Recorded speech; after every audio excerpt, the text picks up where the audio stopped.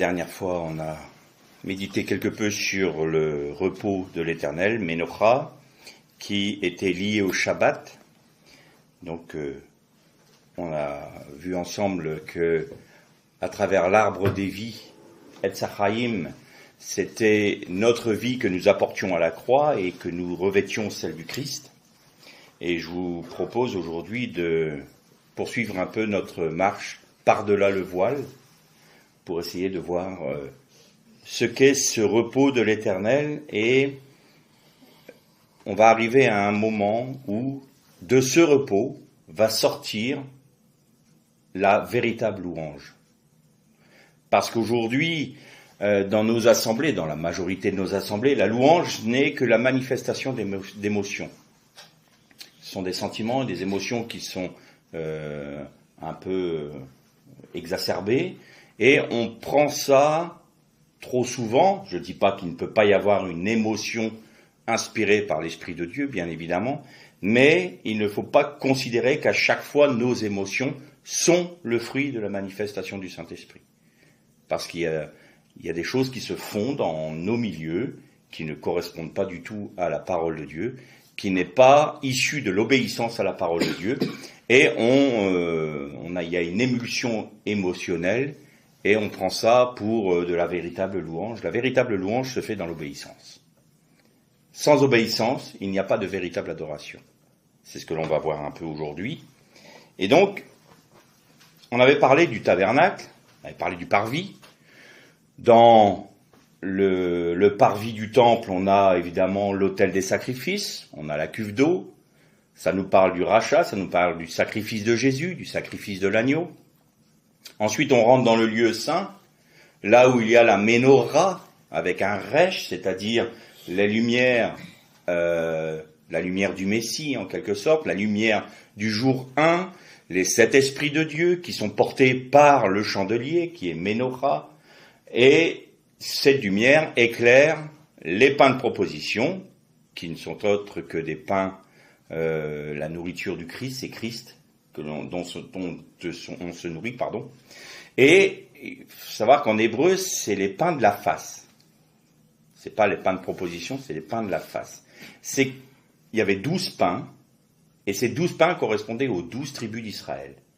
C'est-à-dire que les 12 tribus d'Israël se mettaient en face, mettaient de face au chandelier, de manière à être éclairés par celui-ci. Et donc ça nous parle à nous, quand nous nous nourrissons du Christ, nous nous plaçons devant lui pour être éclairés par son esprit et par sa parole, bien entendu. Mais quand sa parole prend vie par son esprit, alors nous sommes éclairés sur la pensée de Dieu, la volonté de Dieu pour nous et le chemin que nous devons emprunter. Ensuite, on arrive à un élément dont on a très rarement parlé, et on va parler un peu plus avant aujourd'hui sur cet élément-là, c'est l'autel des parfums. Et l'autel des parfums, il renferme beaucoup de choses. Il ne devait pas y avoir de feu étranger sur cet autel. D'ailleurs, les fils d'Aaron en ont subi les conséquences. Ils avaient apporté un feu étranger sur l'autel, et ils ont été eux-mêmes consumés par le feu de l'Éternel.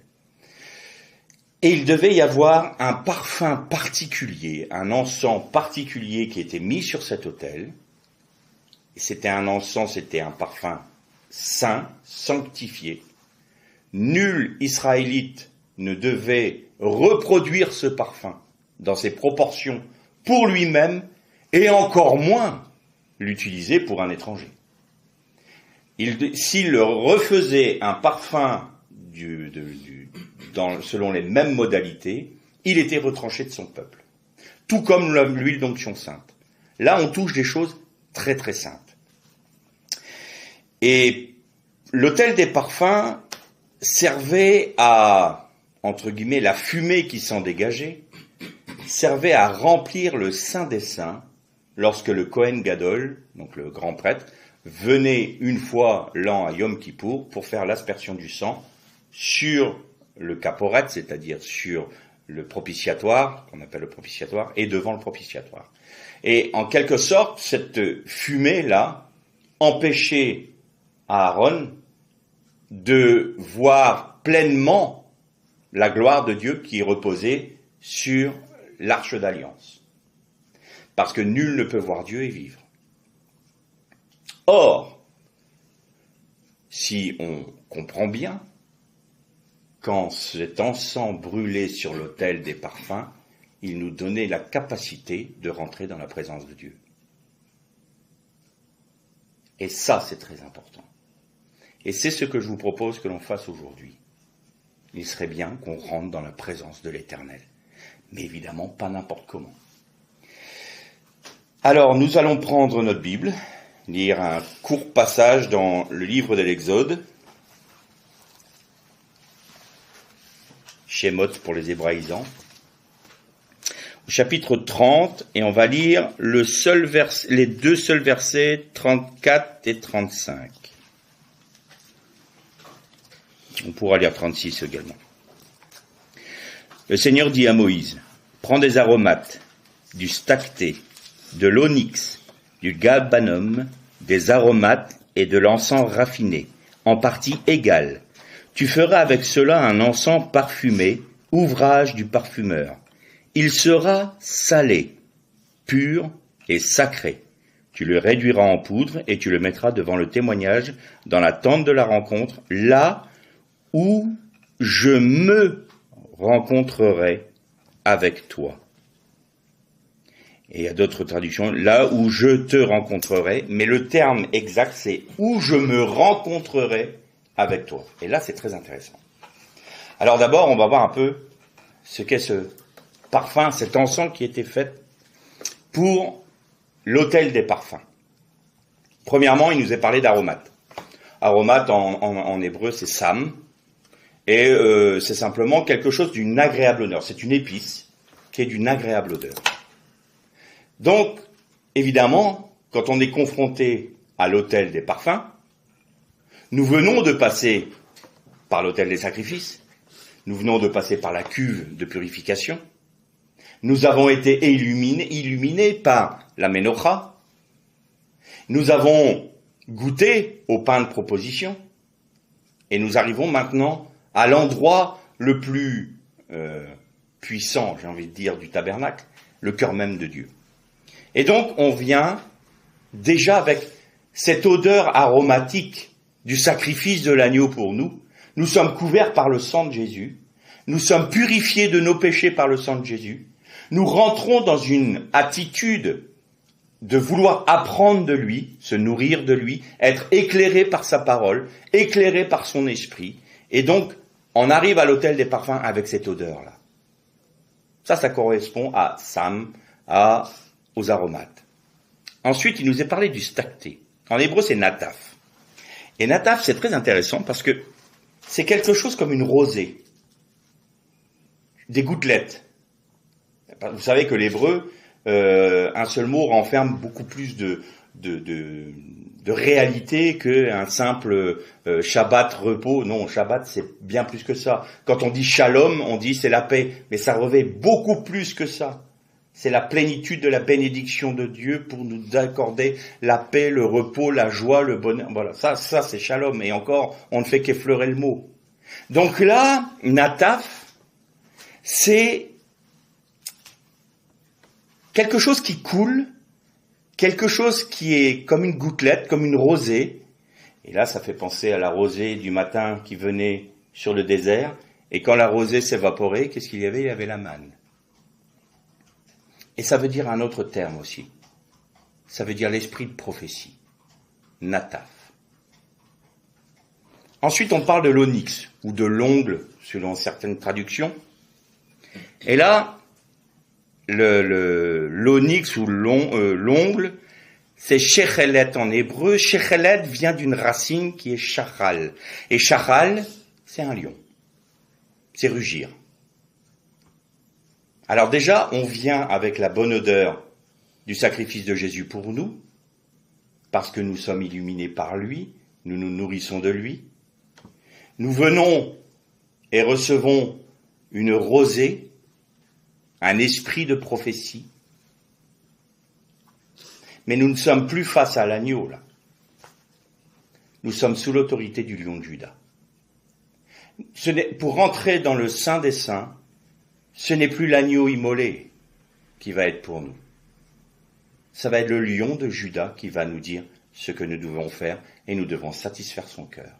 C'est-à-dire que nous arrivons en disant, voilà, je viens et je me place sous ton autorité royale.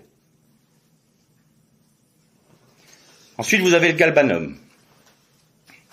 Alors là, c'est chelvena, ça vient de la racine chelev, qui veut dire, et c'est là où je parle de l'obéissance, vous savez qu'il y a le prophète Samuel qui dit, c'est l'Éternel qui dit ça à travers son prophète, voici l'obéissance, et plus que les sacrifices, et le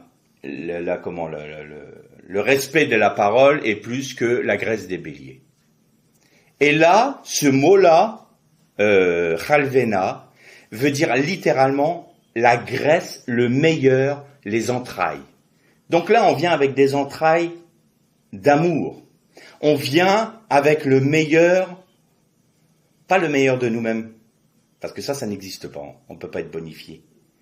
On vient apporter à Dieu l'ensemble de notre vie et aller le meilleur. Pourquoi ? Parce que nous sommes passés par l'autel des sacrifices, parce que nous déposons notre vie au pied de la croix et parce que nous revêtons le Messie. Et ça, c'est le meilleur. Pas notre vie.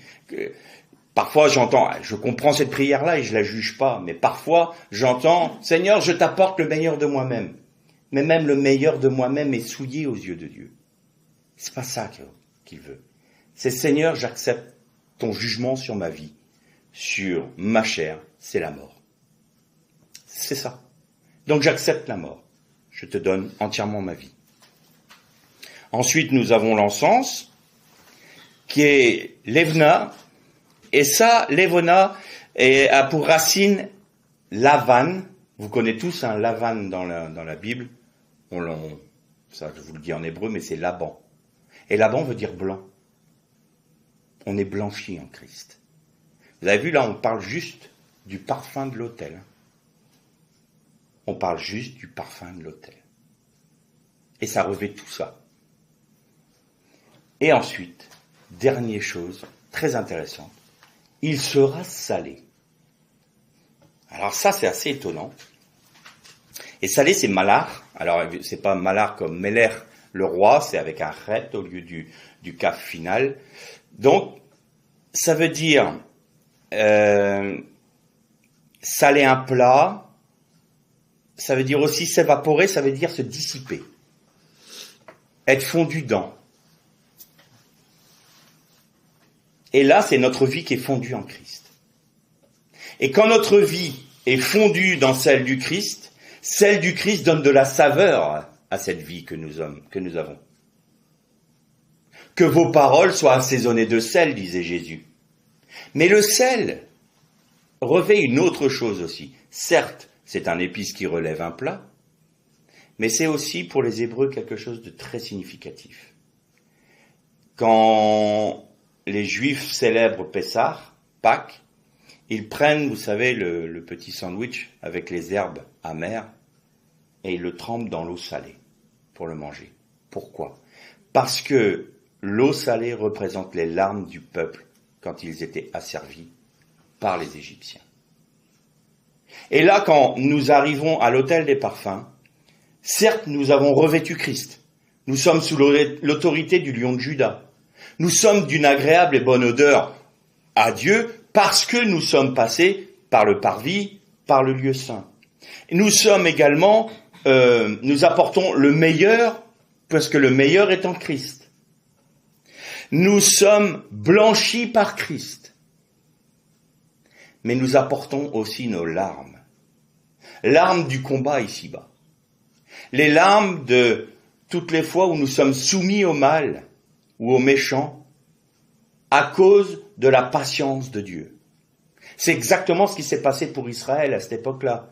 Ils ont été soumis aux Égyptiens jusqu'à ce que les Cananéens aient mis le comble à leur péché, nous dit la Bible. C'est-à-dire que le peuple qui n'a rien demandé a souffert injustement parce que Dieu a user de patience envers des pécheurs jusqu'à ce qu'ils se repentent. Et c'est au moment où ils ont mis le comble à leur péché que Dieu les juge. Et c'est exactement la même chose qui va se passer pour Babylone la Grande. Aujourd'hui, elle prend de plus en plus d'ampleur. Et celui qui veut être fidèle est de plus en plus oppressé, et de plus en plus enfermé, et de plus en plus persécuté. Et il y a des larmes qui sortent. Et ces larmes-là viennent sur l'autel des parfums devant Dieu. C'est pour ça que la Babylone la Grande, certains de nos gouvernants pensent être les maîtres du monde, mais ils oublient un détail. Les larmes de ceux qu'ils font souffrir à cause de leur foi montent devant l'Éternel quand l'encens est mis sur l'autel des parfums. C'est-à-dire que le Saint-Esprit va apporter toutes ces larmes auprès de l'Éternel. Et le livre de l'Apocalypse nous en parle quand il est dit que ceux qui ont été persécutés, qui sont morts pendant la grande tribulation, sont sous le trône de l'Éternel, et ils disent, Éternel, jusqu'à quand seras-tu patient et vas-tu attendre pour nous venger? Et c'est ça qui se passe. Ça, c'est les larmes. Ça, c'est ce qui est sur l'autel des parfums. Et donc, il est salé. Et pour rentrer dans le Saint des Saints, il faut que tout cela nous revête. Il faut que nous soyons en Christ, que nous vivions par Christ, que nous vivions pour Christ, que nous nous abandonnions totalement. C'est ce qu'on disait la dernière fois. On est toujours ceux qui demandent à Jésus. Donne-moi, donne-moi. S'il te plaît, j'ai besoin de ça. Et on a terminé notre propos la dernière fois sur la Samaritaine, où Jésus lui dit, donne-moi à boire, j'ai soif. Donne-moi à boire. Et nous, on répond, oui, mais Seigneur, moi aussi j'ai soif. Moi aussi j'ai besoin. Et là, on s'oublie complètement. On est une vapeur, on est dissipé en Christ. On est fondu en Christ. On est en quelque sorte unis pleinement à Christ. Donc nous avons épousé Christ. Donc nous sommes l'épouse du Christ.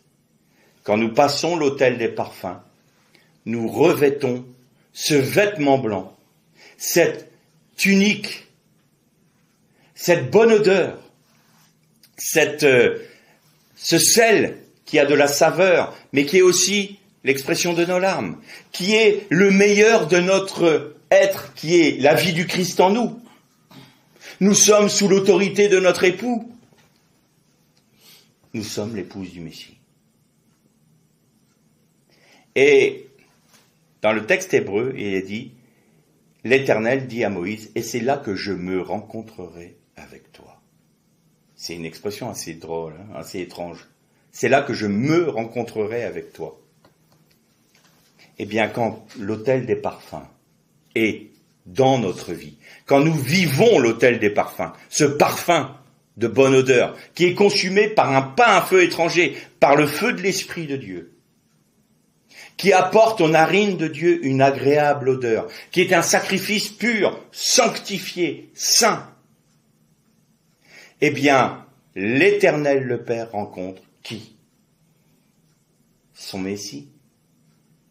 Il se rencontre à travers nous. Nous devenons pour lui cette nourriture dont il se nourrit.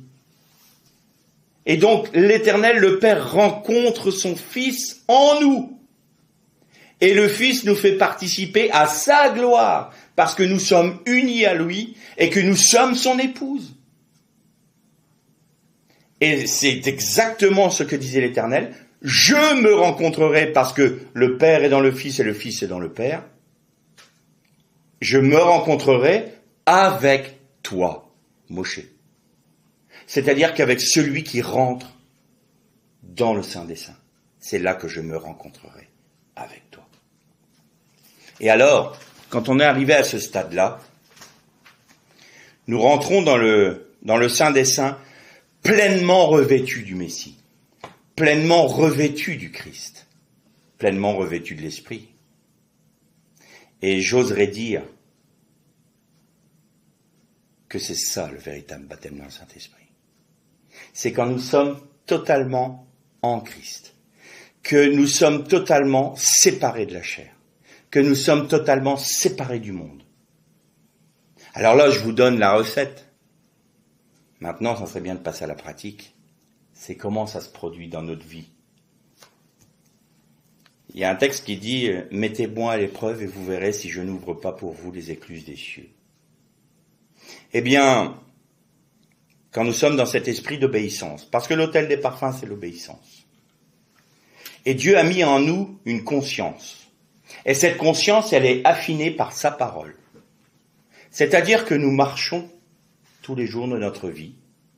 Et tout d'un coup, nous savons que telle chose ne plaît pas à Dieu, que tel autre lui ferait plaisir. Alors nous avions dit la dernière fois que nous ne sommes pas capables d'obéir. Et ça, c'est toujours vrai. Nous ne sommes pas capables d'obéir à la parole.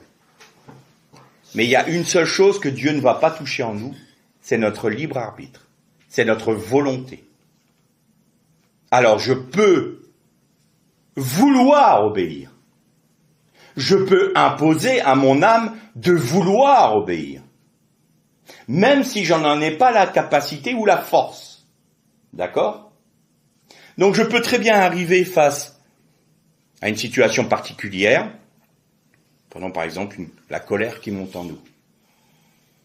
Le Seigneur dit ne t'irrite point. Ne t'irrite pas. Et alors quand on voit ça, on dit Seigneur, je veux t'obéir. J'ai besoin de ta grâce. Je veux t'obéir, mais je veux vivre de ta grâce. C'est ça la vie par la grâce. Parce qu'on pense que la grâce, c'est on fait ce qu'on veut, on fait la vie que l'on veut, on pêche comme on veut, puis le Seigneur nous fera grâce. Non. J'ai déjà dit dans une méditation précédente que vivre par la grâce, c'était Dieu qui nous donnait la grâce en Jésus-Christ d'accomplir la Torah, d'accomplir la loi, d'accomplir, non, la loi, j'aime pas ce mot-là, c'est la Torah, d'accomplir sa parole. Et donc, quand nous sommes devant cette situation, Seigneur, j'ai besoin de ta grâce, c'est ta grâce. Je veux vivre par ta grâce, je veux obéir. Je sais que je ne dois pas me mettre en colère, donc je prends la décision de t'obéir sur l'instant.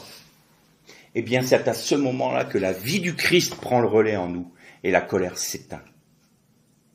C'est pas quelque chose de, c'est pas le feu du ciel qui tombe, c'est pas un oracle ça se fait dans la simplicité. Vous voyez votre colère s'éteindre en vous. Et ça, vous pouvez le transposer sur toutes les tentations que vous avez. Sur toutes les choses que vous lisez dans la parole et que vous savez auxquelles vous devez obéir et que, bon, je suis pas capable. Bien, le Seigneur nous a pas demandé si on était capable. Le Seigneur nous demande seulement si on veut. Est-ce que tu veux m'obéir? Alors évidemment, il peut y avoir des ratés. Il y a des moments où on va pas vouloir. Alors là, c'est l'échec. Pourquoi? Parce que Christ ne peut pas prendre le relais à ce moment-là. On lui laisse pas la place. Donc la vie du Christ en nous ne peut pas se manifester parce que par notre propre volonté, par notre propre libre arbitre, on lui a dit non. Alors il va pas au-delà de ce qu'on lui autorise. C'est fou, hein, de penser que le Dieu très saint, le Dieu 3 fois saint, il se soumet à notre propre décision. C'est nous qui décidons si nous voulons vivre dans la victoire ou non. Alors pour celui qui aurait trébuché dans ces moments-là, c'est quand je vous parle de la faiblesse, on est faible, on n'a pas eu envie, voilà, on a chu, eh bien, on a un avocat auprès du Père, mais c'est tout de suite la repentance. Ne jamais laisser un état de rébellion s'instaurer dans notre vie, c'est notre mort spirituelle assurée. Et donc, repentance, confession du péché, immédiatement, et demander au Seigneur de nous couvrir par son sang. Mais il nous est possible de vivre au quotidien et à chaque heure de notre vie en vainqueur. C'est comme ça que nous dit la parole, je suis plus que vainqueur par Jésus-Christ qui me fortifie.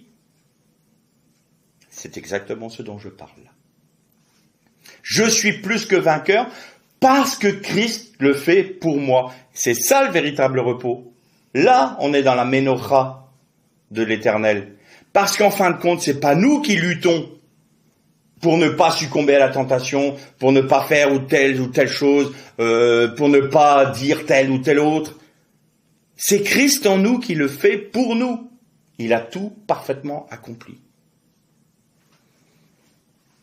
Ça fait quelque temps que j'essaye ça. Et ça marche. Ça marche. Pourquoi? Parce qu'on laisse Christ vivre. Donc, on passe l'autel des parfums. Avec tout ce qu'on vient de dire là. Et ensuite, on laisse Christ vivre. Et quand on est dans le repos, qu'est-ce qui nous reste? Évidemment, on peut faire.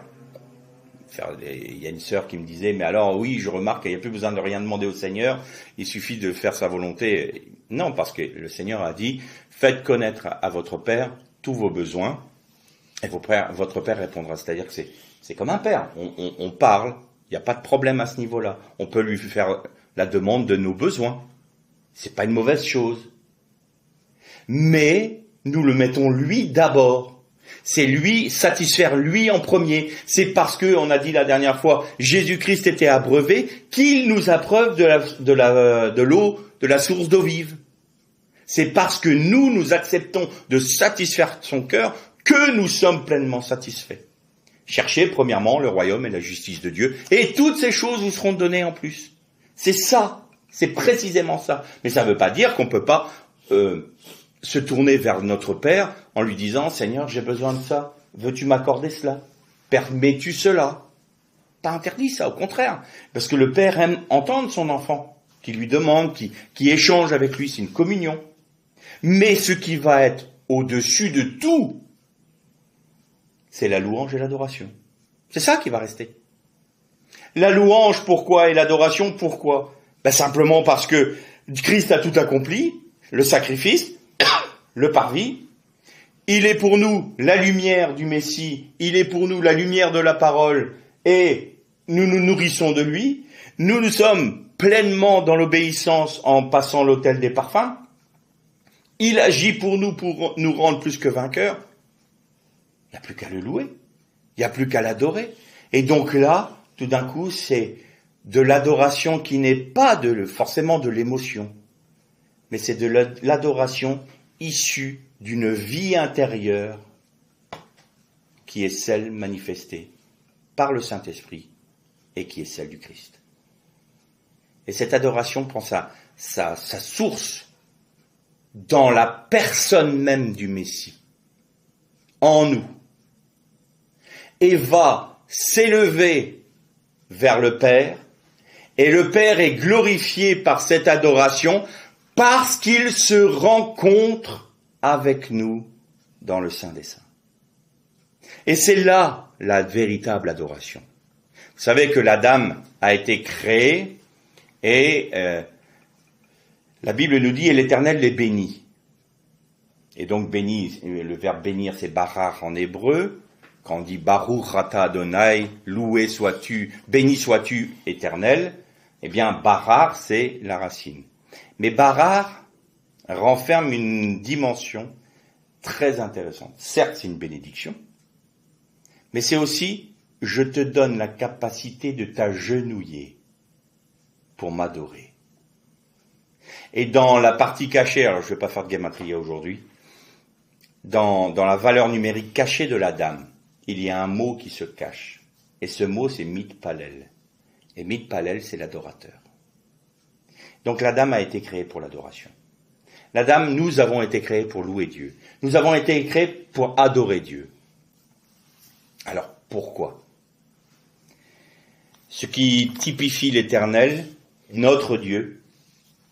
Alors on avait dit la dernière fois que l'image de Dieu en nous, c'était à travers le mariage, l'union de la femme et de l'homme sur la base de l'amour, était une image de Dieu parce que le Père aimait son Fils, le Messie, et l'autre partie, c'était notre liberté, donc notre libre arbitre. Mais ce qui typifie Dieu, excusez-moi, c'est que c'est un Dieu qui parle, et c'est un Dieu qui entend. Et dans toute la création, physique j'entends, la seule créature qui est dotée d'une parole, c'est l'homme. À cela, nous sommes également conformes à l'image de Dieu, de ce que nous sommes capables de parler. Alors évidemment, notre parole, elle a forcément un impact. Et si vous lisez, le psaume 140, vous voyez, c'est le roi David, je crois, le psalmiste, qui dit une chose intéressante et très étonnante. Les montagnes te louent, les arbres te louent, les animaux des champs te louent, les astres t'adorent. Alors nous, on se dit, une montagne qui loue l'Éternel, des astres qui louent l'Éternel, ils n'ont pas de bouche, ils ne peuvent pas parler. Les animaux des champs, et ils ne sont pas dotés de la parole. Qu'est-ce que ça veut dire? Mais ça veut dire quoi? Ça veut dire que celui qui est, comme nous l'avons dit là, rentré dans le Saint des Saints, qui est dans la présence de Dieu, qui apporte par sa vie même, la vie du Messie en lui, cette odeur, cette bonne odeur de l'adoration, de l'obéissance, eh bien il se fait le porte-parole de la création, puisqu'il est le seul à pouvoir parler. Donc il parle pour les montagnes, pour les arbres, pour les animaux des champs, pour les poissons des mers, pour les astres. C'est lui qui exprime l'adoration de toute la création auprès du Père, parce qu'il est le représentant de cette création physique qui est à l'image de Dieu, donc il est lui-même capable d'apporter l'oblation auprès de Dieu de la louange de toute la création. Et c'est pour ça que le psalmiste dit, toute la création te loue, toute la création t'adore. Maintenant, pour rentrer dans le Saint des Saints, pour être dans cette vie de vainqueur, dans cette vie de plus que vainqueur en Jésus-Christ, il y a une condition. Alors vous me voyez venir avec mes gros sabots, hein. On n'arrête pas d'en parler. C'est faut accepter de perdre sa vie. Et quand on prend le Saint Repas, on se dit, on prend le sang de l'agneau, on mange la chair du Christ, on se nourrit du Christ, c'est vrai. C'est vrai.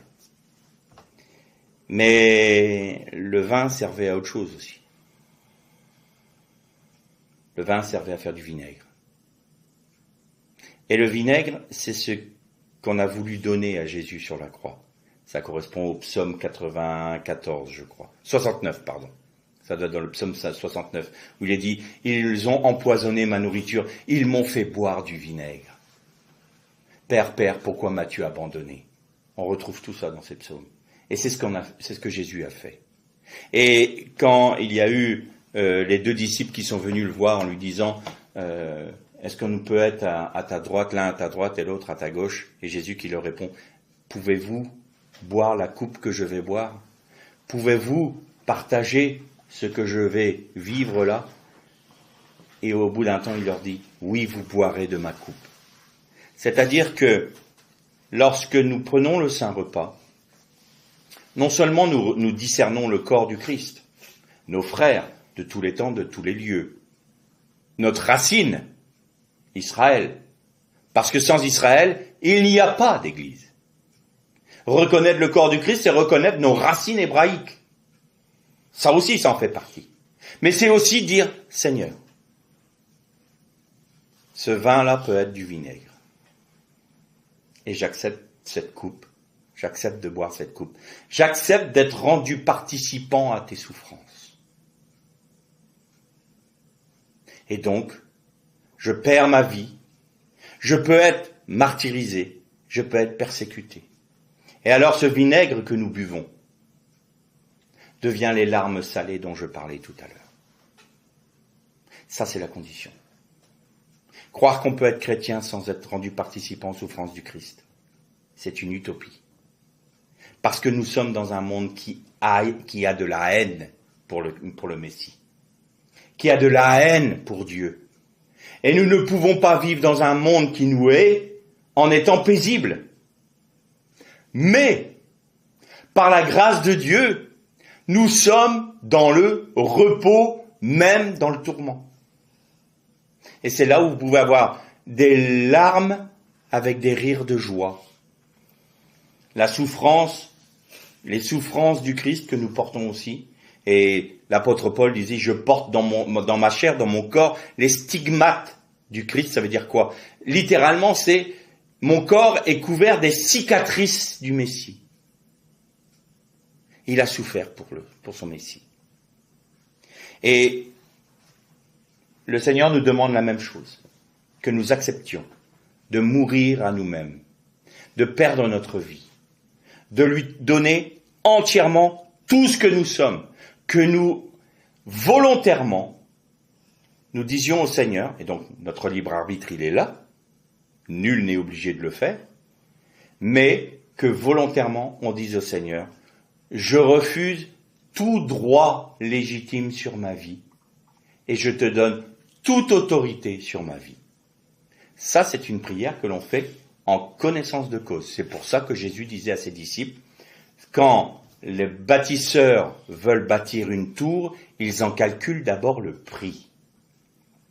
Moi, je vous annonce le tarif, là. Le tarif, c'est votre vie. Tout. Si vous acceptez ça, si nous acceptons ce prix à payer, de vendre toutes nos perles pour avoir une seule, celle qui est la plus belle des perles, si nous sommes à la recherche de cette drachme perdue, si nous voulons rentrer dans le Saint des Saints, c'est-à-dire dans la présence même du Père en Jésus-Christ, c'est le prix à payer. Si on ne le veut pas, ça n'empêche pas d'avoir le salut et d'être au bénéfice du lieu saint. Mais on ne connaîtra pas la ménocha de Dieu et on ne connaîtra pas cette vie pleine et entière de victoire. Parce que ceux-là seuls qui ont perdu leur vie peuvent revêtir celle du Messie. C'est pas possible autrement. Et donc ce repos-là nous amène à la véritable adoration. Nous l'adorons, nous le louons pour ce qu'il est, parce que nous découvrons qui il est. Nous le louons et l'adorons pour ce qu'il a fait et pour ce qu'il fait. Nous le louons et l'adorons parce qu'il nous donne la grâce d'être vainqueurs. Nous le louons et l'adorons parce qu'il est celui qui, même au milieu du tourment, nous donne la paix et le repos du cœur. Nous le louons parce qu'il est le créateur de toutes choses. Nous le louons parce que nous sommes dépendants de lui, dans notre nourriture, sur le toit sur notre tête, notre vêtement. Nous le louons parce que il prend soin de nous, comme un père.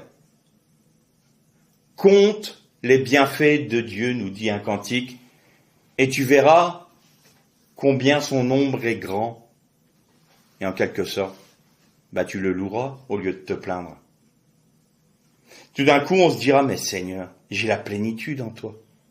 Qu'est-ce que j'ai besoin d'autre? Une voiture, une maison, mais toutes ces choses vous seront données en plus. Cherchez-moi d'abord. Mais évidemment que je ne vais pas vous laisser dormir dans la rue. Évidemment que je ne vais pas faire en sorte que vous n'ayez pas de vêtements. Évidemment que je vais faire en sorte que vous puissiez vous nourrir. Évidemment que je vais vous apporter ce dont vous avez besoin pour vivre dans ce monde-là. Mais même je vous apporte ce dont vous avez besoin pour résister au diable. Je terminerai par un point important.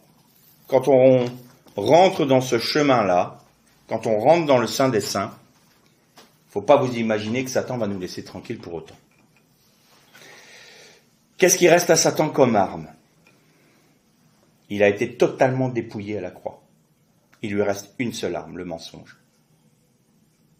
Et donc, ça je l'ai remarqué aussi, ce qu'il apporte, c'est, il va essayer de toucher votre âme, qui elle encore porte les stigmates de la chair, même si la chair a été crucifiée en Christ, l'âme porte encore des stigmates de la chair, les réminiscences de la chair. Et il va faire croire que le péché, le souvenir du péché, comme il est doux, il est agréable. Et là, tout d'un coup, on va commencer à croire qu'on aime notre péché. Bien sûr que notre chair aime le péché. Mais on va dire, tu vois, tu aimes le péché, et pourtant je crois que tu es dans le Saint des Saints. T'as pas un problème? Et là, c'est simple. C'est un mensonge. Ta grâce, Seigneur. Je n'accepte pas le mensonge de l'ennemi. Je ne peux pas aimer le péché. Pourquoi je ne peux pas l'aimer, le péché? Parce que Christ m'a libéré de l'emprise du péché. Comment pouvons-nous être encore sous la domination d'un geôlier quand nous avons été libérés de la prison?